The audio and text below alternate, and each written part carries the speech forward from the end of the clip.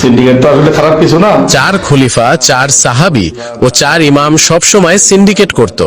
জমিয়ত নেতা মনিরুল ইসলাম সম্প্রতি এমন এক বক্তব্য দিয়েছেন যা শুধু রাজনৈতিকভাবে নয়, ধর্মীয়ভাবে চরমভাবে আপত্তিকর। সিন্ডিকেট তো আসলে খারাপ কিছু না। 4 খলিফা, 4 সাহাবী, 4 ইমাম, 4 এভাবে চলে আসছে সবসময় সিন্ডিকেট। নগদ মিথ্যে।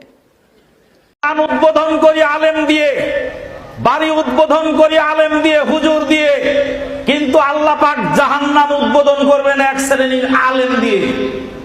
যদি আজকে উমরের যুগ থাকতো, ওকে ফাঁসির কাস্টে ঝোলানো হতো।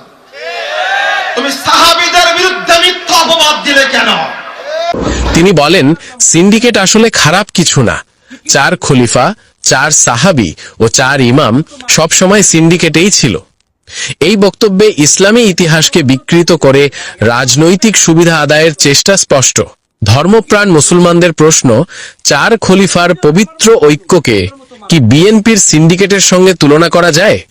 ধর্মীয় ইতিহাসের অপব্যবহার। 4 খলিফা ছিলেন নবী মোহাম্মদ সাল্লাল্লাহু আলাইহি এর ঘনিষ্ঠ সাহাবী, যারা ইসলামের ভিত্তি গড়েছেন। 4 ইমাম ছিলেন ইসলামী ফিকহে মহান চিন্তাবিদ, যাদের মতবাদ আজও মুসলিম সমাজে অনুসৃত। এই মহান ব্যক্তিত্বদের নাম ব্যবহার করে রাজনৈতিক সিন্ডিকেটকে বৈধতা দেবার চেষ্টা শুধু অজ্ঞতা নয়, ধর্মীয় অনুভূতির চরম অবমাননা।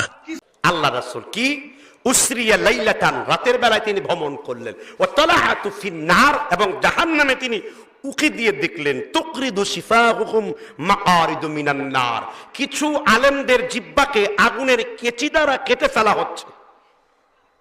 কে মেরাজে গেলেন, কি দেখলেন? কিছু আলেমদের জিহ্বাকে আগুনের কেচি দ্বারা কেটে ফেলা হচ্ছে।